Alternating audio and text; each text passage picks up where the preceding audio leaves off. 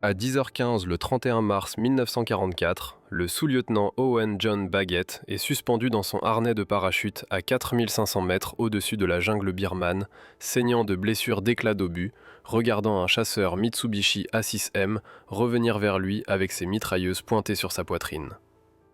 23 ans, 7 missions de combat au-dessus de la Birmanie. 3 héros japonais tournent autour du champ de débris où son B-24 Liberator a explosé 6 minutes plus tôt. 12 aviateurs américains dispersés sur 5 km de ciel, suspendus sous des voilures de soie blanche. Les héros les chassent un par un.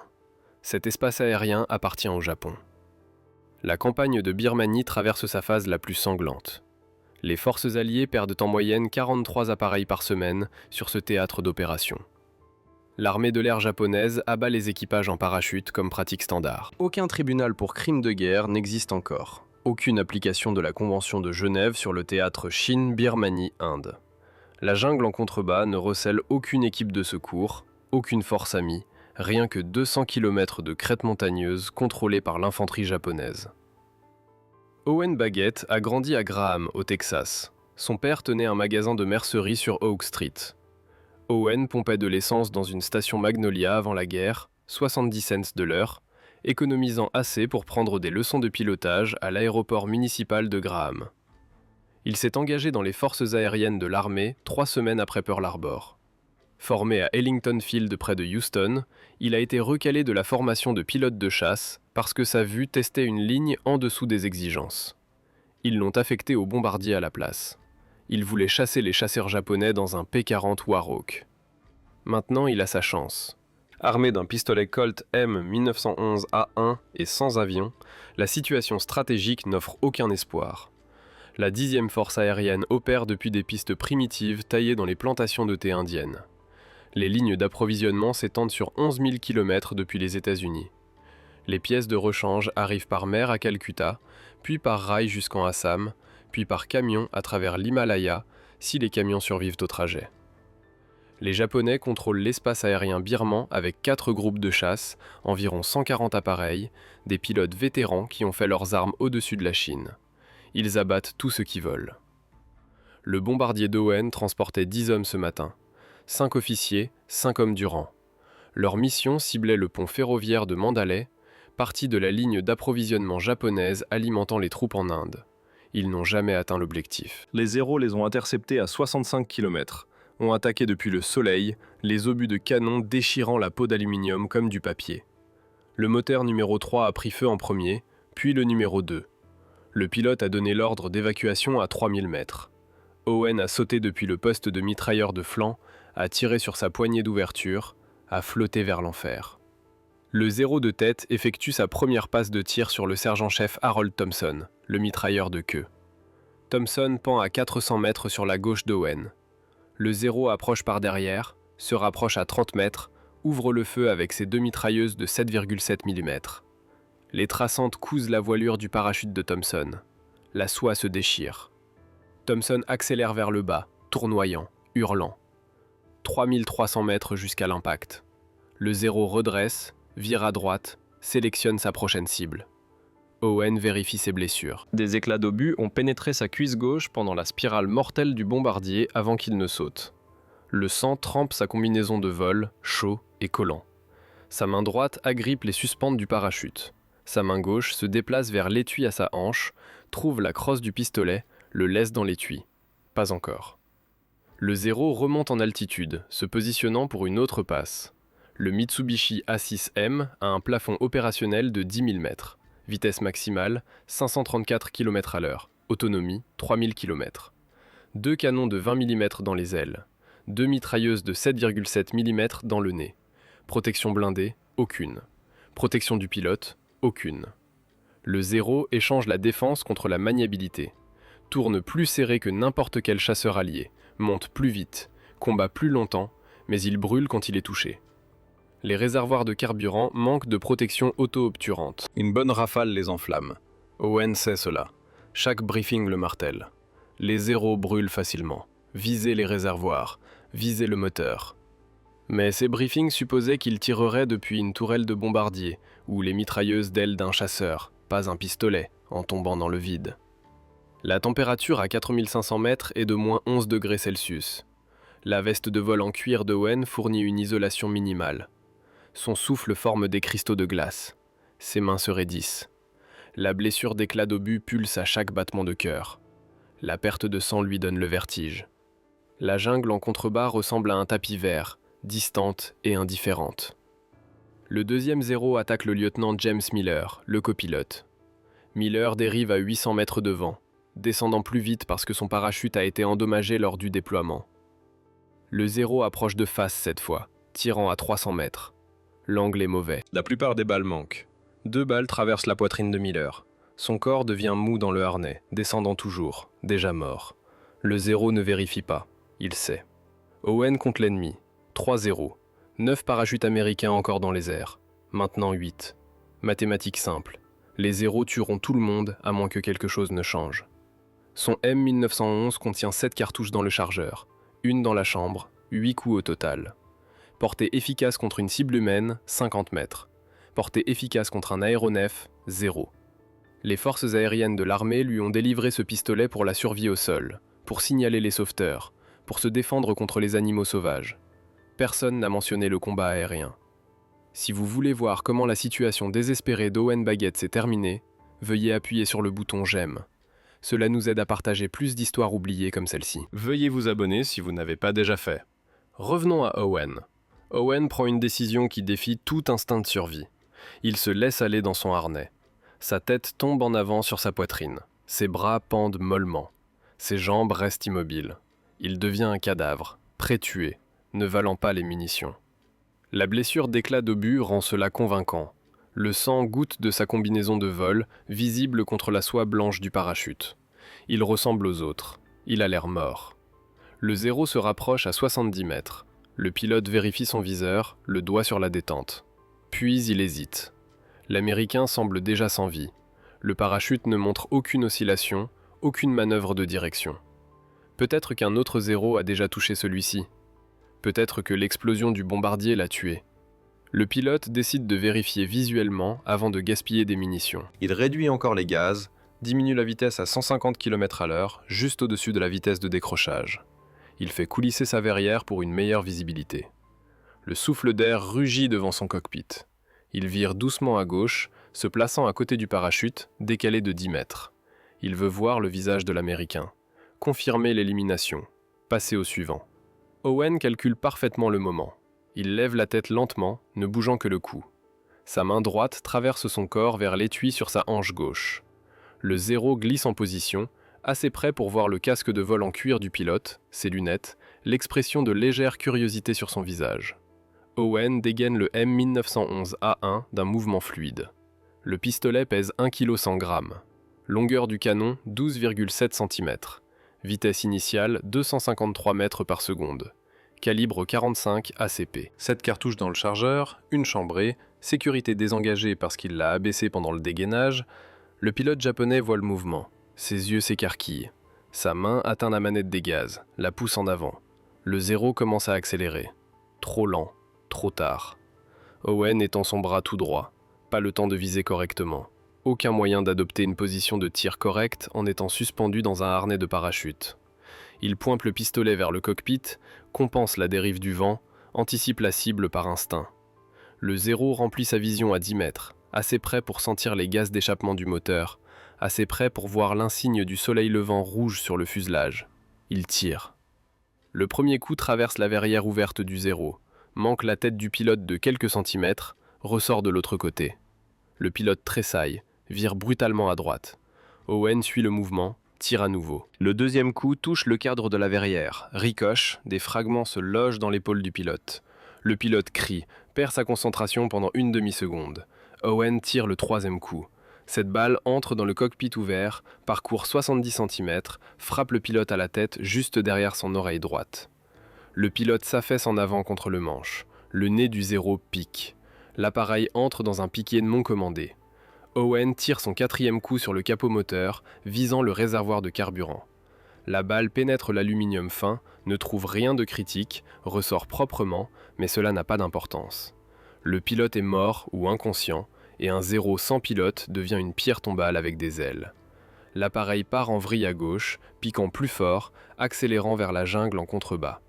Owen le suit des yeux, respirant fort, l'adrénaline hurlant dans ses veines. Le pistolet tremble dans sa main. 3 cartouches restantes. 2 zéros chassent encore. Mais les zéros restants ne voient pas ce qui s'est passé. Ils sont engagés avec d'autres cibles à 800 mètres, concentrés sur leur passe de tir. Ils ne voient pas leur chef d'escadrille partir en vrille incontrôlée. Ils ne voient pas l'élimination impossible. Le zéro percute la canopée de la jungle à environ 675 km/h. Descente verticale 3300 mètres sous la position d'Owen. Le crash crée une boule de feu visible à 5 km. Les arbres explosent vers l'extérieur depuis le point d'impact.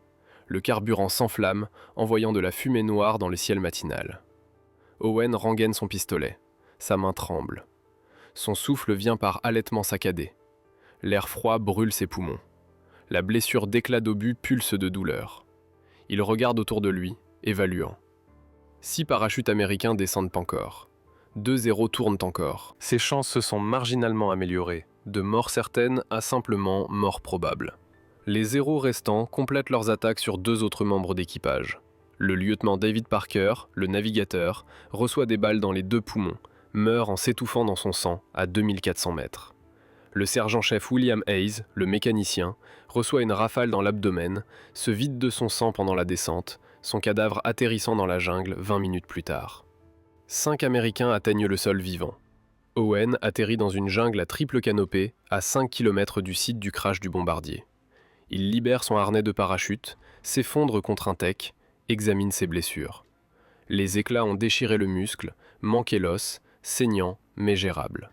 Il fabrique un garrot avec de la corde de parachute, le serre fort, se concentre sur la survie. L'armée japonaise contrôle ce territoire avec des éléments de la 18e division d'infanterie. Environ 12 000 soldats répartis sur 800 km². Ils patrouillent agressivement. Ils font peu de prisonniers. Owen n'a pas de radio, pas de carte, pas de boussole. Il a son pistolet avec 3 cartouches, un couteau de survie, une gourde et 1900 km de territoire ennemi entre lui et la sécurité. Il échappe à la capture pendant 5 jours. Il voyage de nuit, navigue aux étoiles, évite les villages, boit dans les ruisseaux, ne mange rien. La fièvre du paludisme s'installe au 3e jour. La blessure d'éclat d'obus s'infecte au 4e jour. Au 5e jour, une patrouille japonaise le trouve inconscient près d'un sentier de buffle d'eau. Il le transporte à la prison centrale de Rangoon, un établissement abritant 800 prisonniers de guerre alliés dans des conditions qui tuent 30% d'entre eux en 6 mois. Owen partage une cellule avec 11 autres aviateurs capturés. Dysenterie, beriberi, malnutrition, passage à tabac, interrogatoire. Les Japonais veulent des renseignements sur les tactiques de bombardement, les emplacements des aérodromes, les capacités des appareils. Owen fournit nom, grade, numéro de matricule, rien d'autre. Les gardes lui cassent les côtes pendant une séance d'interrogatoire. Ils lui refusent la nourriture pendant 6 jours lors d'une autre. Ils le mettent dans une boîte d'isolement d'1,20 m sur 1,20 m sur 90 cm de haut pendant 14 jours sous la chaleur tropicale. Il survit en rationnant sa santé mentale, comptant les secondes, faisant des mathématiques dans sa tête, se souvenant des étés texans et des glaces, et de tout ce qui vaut la peine de rester en vie. Les autres survivants de son équipage arrivent à la même prison au cours des semaines suivantes. Le copilote mort. Le navigateur mort. 3 hommes du rang morts. 5 arrivent à Rangoon vivants. 2 meurent de maladie en 3 mois. 3 survivent jusqu'à la libération. La guerre continue sans eux. L'avancée alliée à travers la Birmanie s'accélère. En 1945, les forces britanniques reprennent Rangoon en mai. Owen sort de prison le 6 mai 1945, pesant 42 kilos, contre 75 auparavant. Il nécessite une hospitalisation de 7 semaines, un traitement pour de multiples maladies tropicales, des soins dentaires reconstructifs, une évaluation psychologique. Les officiers de débriefing prennent sa déposition. Il leur raconte la descente en parachute, l'attaque du zéro, les coups de pistolet. Il note, classe le rapport, le marque non confirmé, pas de témoins, pas de récupération d'épave, pas de vérification possible. La revendication reste officiellement non reconnue. Owen retourne aux États-Unis en juillet 1945, arrive au Camp Stoneman en Californie, passe par la démobilisation, reçoit ses papiers de libération, prend un train pour le Texas. Il pèse 54 kilos, marche avec une claudication due à la blessure d'éclat d'obus, sursaute au bruit fort. L'armée lui décerne le Purple Heart pour blessure reçue au combat. Pas de médaille de l'air, pas de croix du service distingué en vol, pas de reconnaissance pour l'élimination impossible. Il rentre chez lui à Graham. La ville organise un défilé, l'accueille, lui pose des questions sur ses expériences. Il dit très peu. Ce qui s'est passé en Birmanie reste verrouillé derrière ses dents. Il prend un emploi au magasin de mercerie de son père, range les étagères, gère l'inventaire, essaie de construire une vie normale. Il se marie en 1947, a 3 enfants, entraîne une équipe de baseball junior, siège au conseil scolaire de Graham. Les gens savent qu'il a volé pendant la guerre, savent qu'il a passé du temps comme prisonnier, ne connaissent pas les détails. Il ne raconte pas d'histoire de guerre, il n'assiste pas aux réunions d'anciens combattants. Il vit tranquillement. La confirmation arrive en 1982, 38 ans après l'événement. Un chercheur étudiant les archives militaires japonaises découvre des rapports de patrouille du 31 mars 1944. Un 0 du 64e Sentai ne revient pas d'une mission au-dessus de la Birmanie. Le pilote, le lieutenant Shigoshi Kuro, 11 victoires confirmées, pressenti pour une promotion. Ses camarades d'escadrille rapportent qu'il a rompu la formation pendant une attaque sur des parachutistes ennemis, a poursuivi une cible à basse altitude et n'a pas rejoint la formation. Les équipes de recherche ont trouvé son 0 écrasé à 5 km d'un bombardier américain abattu. Le cockpit montrait des dégâts de balles. Le pilote est mort d'une blessure par balle de petit calibre à la tête. Les enquêteurs japonais ont conclu qu'il avait été abattu par des tirs au sol, possiblement de guérilleros chinois. Mais aucune force chinoise n'opérait dans cette zone. Aucun combat terrestre ne s'est produit à moins de 16 km du site du crash. Les seules armes de petit calibre appartenaient à l'équipage américain abattu, spécifiquement leurs pistolets de service. Le chercheur contacte l'agence de recherche historique de l'armée de l'air, fournit les documents japonais, demande une corrélation avec les archives américaines. La recherche mène au rapport d'après-action d'Owen Baggett, classé en 1945, marqué « non confirmé ». Les détails correspondent parfaitement.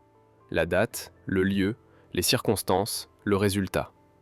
L'armée de l'air examine les preuves, consulte des historiens, examine les précédents. Il ne trouve aucun autre cas vérifié d'un membre d'équipage abattant un appareil ennemi avec un pistolet en parachutant. La revendication d'Owen Baggett devient officiellement reconnue comme une victoire confirmée, la seule de ce type dans l'histoire de l'aviation militaire. Owen reçoit la notification par courrier en février 1983. Une brève lettre du secrétaire de l'armée de l'air, langage formel. Félicitations pour la confirmation de sa victoire aérienne. Pas de cérémonie, pas d'amélioration de médaille, juste la reconnaissance que ce qui s'est passé à 4500 mètres au-dessus de la Birmanie s'est réellement passé. Documenté dans les archives américaines et japonaises. Un journaliste du journal Graham Leader l'interviewe. Owen décrit l'incident en termes factuels. Pas d'embellissement, pas de drame. Il a tiré au pistolet sur un 0, le 0 s'est écrasé. Il a eu de la chance. Le journaliste demande ce qu'il a ressenti à ce moment-là. Owen dit qu'il était terrifié et certain qu'il allait mourir. Le journaliste demande s'il est fier. Owen dit qu'il est fier d'avoir survécu et d'être rentré chez lui. L'histoire circule dans les cercles d'histoire de l'aviation, apparaît dans des revues militaires, est mentionnée dans des documentaires sur les exploits de combat inhabituels. Owen décline la plupart des demandes d'interview. Il a assisté à une réunion de l'armée de l'air en 1985, a parlé brièvement à un groupe de vétérans de bombardiers, a répondu poliment aux questions, et parti tôt. Owen Baggett meurt le 26 mai 2006 à Graham, Texas, à l'âge de 85 ans. Cause naturelle, entouré de sa famille. Sa nécrologie dans le journal local mentionne son service militaire, sa carrière professionnelle, son implication communautaire, sa famille. Elle inclut une ligne sur le fait d'avoir abattu un chasseur japonais avec un pistolet en parachutant au-dessus de la Birmanie. La plupart des lecteurs supposent que c'est une erreur ou une exagération, mais ce n'est pas le cas. Les archives japonaises le confirment, les archives américaines le confirment. Les lois de la physique l'ont à peine permis, mais c'est arrivé. Le lieutenant Shigoshi Kuro est mort en faisant son devoir, suivant les ordres, exécutant des hommes sans défense en parachute. Selon la logique brutale de la guerre totale, sa mort a illustré la violence aléatoire qui a consumé 50 millions de vies entre 1939 et 1945. Il était le fils de quelqu'un, peut-être le frère de quelqu'un, formé par sa nation à tuer sans hésitation. Owen Baggett a survécu en violant toutes les hypothèses raisonnables sur le combat aérien. Les pistolets n'abattent pas les avions de chasse. Les hommes en parachute ne gagnent pas les duels contre les héros. L'impossible n'arrive pas, sauf quand il arrive. Témoin seulement d'hommes mourants et documentés des décennies plus tard par des chercheurs d'archives. L'héritage vit dans les archives. Les matériels de formation de l'armée de l'air font référence à l'incident comme exemple de mentalité de survie dans des circonstances impossibles. Le pistolet M1911A1 a servi les forces américaines pendant 74 ans, de 1911 à 1985. Chambré pour le 45 ACP, conçu par John Browning, porté par des millions de militaires. Le pistolet d'Owen, numéro de série inconnu, a probablement fini dans un entrepôt japonais après sa capture, redistribué, perdu dans l'histoire. Le Zéro qui l'a abattu, numéro d'appareil inconnu, s'est désintégré dans la jungle. Aucune équipe de récupération n'a récupéré l'épave. La végétation tropicale l'a consumé en 5 ans. La pluie et les insectes et le temps ont effacé les preuves, ne laissant que des documents papier dans des classeurs de part et d'autre du Pacifique. La Birmanie a obtenu son indépendance de la Grande-Bretagne en 1948, est devenue le Myanmar en 1989. La jungle où Owen a atterri reste largement inchangée. Toujours dense, toujours dangereuse, toujours indifférente à ce qui s'y est passé. Les coordonnées de l'emplacement existent dans des documents, mais personne ne marque l'endroit. Pas de mémorial, pas de monument, juste des arbres et le temps. Les autres hommes de l'équipage d'Owen reposent dans divers endroits. Certains dans des cimetières militaires, certains dans des caveaux familiaux chez eux, certains jamais retrouvés. Le sergent-chef Robert Johnston repose au cimetière américain de Manille, référence de tombe parcelle D, rangée 7, tombe 142. Le lieutenant David Parker repose au cimetière national d'Arlington, section 12, emplacement 894. Les autres, dispersés sur la carte, rappelés par leur famille, oubliés par l'histoire. La tombe d'Owen se trouve au cimetière Pioneer à Graham, Texas. Un simple marqueur avec son nom, ses dates et sa branche de service. Pas de mention du Zéro. Pas de référence au tir impossible. Les visiteurs passent sans savoir ce qui s'est passé à 4500 mètres le 31 mars 1944. L'histoire survit parce que les chercheurs se soucient de l'exactitude. Parce que les archivistes japonais ont documenté les pertes méticuleusement. Parce qu'un moment impossible a produit assez de preuves pour survivre à 8 décennies de scepticisme. Les statistiques fournissent le contexte. Les forces aériennes de l'armée ont perdu environ 94 000 personnels pendant la Seconde Guerre mondiale. Tués au combat, morts de leurs blessures ou perdus dans des accidents. Environ 40 000 sont morts dans les théâtres du Pacifique et Chine-Birmanie-Inde. La 10e force aérienne, l'unité d'Owen, a perdu 568 appareils et environ 4 000 personnels. La plupart des morts n'ont laissé ni témoins, ni documentation, ni reconnaissance. La survie d'Owen a défié ses probabilités. Son tir a défié la physique. Sa confirmation a défié la tendance bureaucratique à rejeter les affirmations extraordinaires. 3 impossibilités distinctes se sont combinées en un seul fait vérifié. Si vous regardez encore maintenant, alors faites-moi une faveur. Appuyez sur ce bouton j'aime. Chaque personne qui aime compte pour YouTube pour montrer cette histoire à plus de gens. Appuyez sur s'abonner et activez les notifications. Nous découvrons des histoires oubliées dans des archives poussiéreuses chaque jour. Des histoires d'équipage de bombardiers luttant contre des probabilités impossibles au-dessus de la Birmanie. Des pilotes de chasse défendant leurs camarades. Des hommes ordinaires faisant des choses extraordinaires parce que les circonstances l'exigeaient. De vraies personnes, du vrai héroïsme. Laissez un commentaire maintenant et dites-nous d'où vous regardez. Regardez-vous depuis les États-Unis, le Royaume-Uni, le Canada, l'Australie ? Notre communauté s'étend à travers le monde entier. Vous n'êtes pas qu'un simple spectateur. Vous faites partie de ceux qui gardent ces mémoires vivantes. Dites-nous votre localisation. Dites-nous si quelqu'un dans votre famille a servi. Faites-nous simplement savoir que vous êtes là. Merci de regarder et merci de vous assurer qu'Owen Bagot ne disparaisse pas dans le silence. Ces hommes méritent qu'on se souvienne d'eux et vous aider à rendre cela.